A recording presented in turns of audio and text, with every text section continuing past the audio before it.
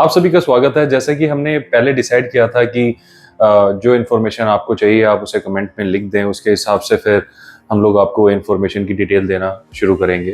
तो उसी सीरीज़ को कायम रखते हुए आज नंबर आया है सीए सर्टिफिकेट का। अगर आप सीए सर्टिफिकेट नहीं जानते तो मैं बताना चाहता हूँ कि ये एक बड़ा ही पॉपुलर डॉक्यूमेंट है। बड़ा ही पॉपुलर डॉक्यूमेंट है, लोग इसे लगाते हैं, एजेंट्स भी इसको बताते हैं, कंसल्टेंट्स भी इसकी हेल्प लेते हैं। बट एक्चुअल में ये है क्या और इसकी वैल्यू क्या है? एक्चुअल में इसकी रिक्वायरमेंट है कि नहीं है, और रिक्वायरमेंट है तो कहाँ पर है, और अगर नहीं है तो फिर ये इतना पॉपुलर कैसे है?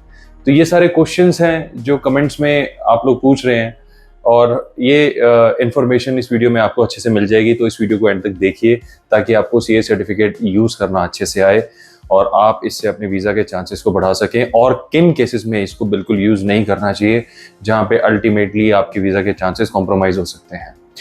तो अगर आप नए दर्शक हैं तो इसको एंड तक ज़रूर देखिएगा ताकि ये कंसेप्ट आपको क्लियर हो जाए।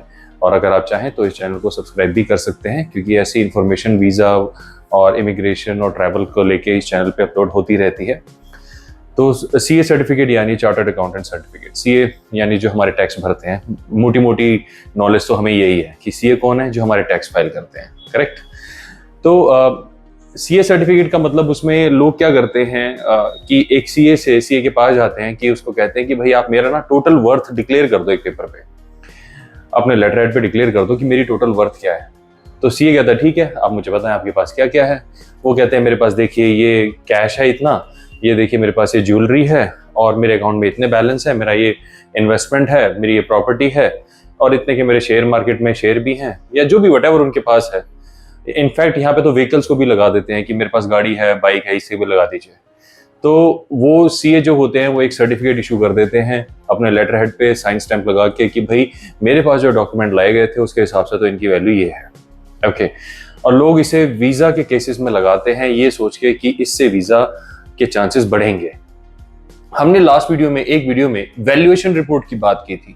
वैल्यूएशन रिपोर्ट एक अलग डॉक्यूमेंट है। वैल्यूएशन रिपोर्ट एक सेंसिबल डॉक्यूमेंट है। उसका समझ में आता है कि हाँ जी, आपके नाम पे प्रॉपर्टी है और आप काउंसलर को बताना चाहते हो कि मेरी प्रॉपर्टी की वर्थ इतनी है, और उसके रजिस्ट्रेशन पेपर्स वगैरह सारे रेडी हैं, ओके। यानी उसकी वैल्यूएशन एक रजिस्टर्ड वैल्यूअर ही कर सकता है। तो बर्थ सर्टिफिकेट जो होता है वो भी ठीक है, कोई भी सीए बना सकता है, बट यूजुअली इसका वीजा में कोई खास लेना देना होता नहीं है। सबसे पहला आंसर तो आपके क्वेश्चन का ये है, क्या इसकी रिक्वायरमेंट है? ट्रस्ट मी, 90% केसेस में इसकी रिक्वायरमेंट होती ही नहीं है। इसको लगाना कई बार केस को जेपरडाइज और खराब भी कर सकता है। डेस्परेशन शो होती है, आप अननेसेसरी फालतू में डॉक्यूमेंट्स अगर लगाएंगे चेकलिस्ट के बियॉन्ड। काफी सारे काउंसलेट्स तो वीएफएस में ही आपके डॉक्यूमेंट मना कर देंगे ऑफिसर लेने में कि नहीं जी हमारे काउंसलेट ने अलाउ नहीं कर रखा, आप इसे वापस लेके जाएं। काफी जगह तो ऐसा होता है, स्पेन वगैरह में आपको एक खास तौर से देखने को मिलेगा, और भी काफी सारी कंट्रीज है जहां पे ऐसे अनवांटेड डॉक्यूमेंट्स को रिटर्न कर दिया जाता है। तो ऐसे केस में मतलब नॉर्मल अगर टूरिस्ट वीजा में अप्लाई कर रहे हैं, आप नॉर्मल तरीके से ट्रैवल कर रहे हैं, तो उसमें इसकी कोई खास रिक्वायरमेंट होती नहीं है। तो हमारी तरफ से तो कोई ऐसा रिकमेंडेशन नहीं है कि आप एक रेगुलर वीजा फाइल में इसको जगह दें। तो फिर ये कैसे केसेस में लगाई जा सकती है? देखिए, ऐसे केसेस में लगाई जा सकती है जिसमें सोर्सेस ऑफ इनकम आपके वर्सेटाइल है, यानी आपकी एक फिक्स सैलरी नहीं है, आपको अलग अलग जगह से रिटर्न आ रहा है, आपका एक फिक्स डिपॉजिट है, वहां से भी आपको इंटरेस्ट आ रहा है, आपने गोल्ड अपना जमा कर रखा है, जो गोल्ड का 2% 2.5% शायद इंटरेस्ट चल रहा है एनुअल, वहां से भी आपको इंटरेस्ट आ रहा है।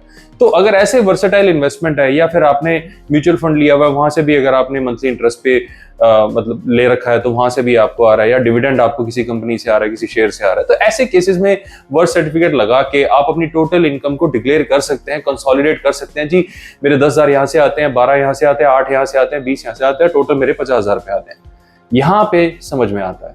बट उसके अलावा इसकी कोई खास वैल्यू होती नहीं है।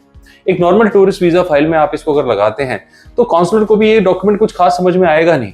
काफी सारे काउंसलर्स को तो ये समझ में नहीं आएगा ये लगाया क्या हुआ है। तो ऐसे केसेस में हम भी रिकमेंड नहीं करते कि अननेसेसरी आप सीए के पास भी जाएंगे, उनको पेमेंट वगैरह देंगे, आप ही का नुकसान होता है इससे, और ये फाइल लगाने से अल्टीमेटली कोई खास आपको हेल्प भी नहीं मिलती। तो उसकी वजह से हम हमेशा मना कर देते हैं। जैसा कि अगर आपकी वर्सेटाइल इन्वेस्टमेंट वाला केस है, चाहे आप फिर कहीं भी वीजा लगा रहे हो, उस केस में जरूर एक पेपर पे आप मेंशन करवा सकते हैं कि जी मेरा ये है। इनफैक्ट मैं अगर आपको एक चीज रिकमेंड करूं, आपको इस केस में सीए सर्टिफिकेट की तब भी जरूरत नहीं है अगर आप खुद भी उसको कंसोलिडेट तरीके से अच्छे से लिख सकते हैं, कंसोलिडेट करके लिख सकते हैं।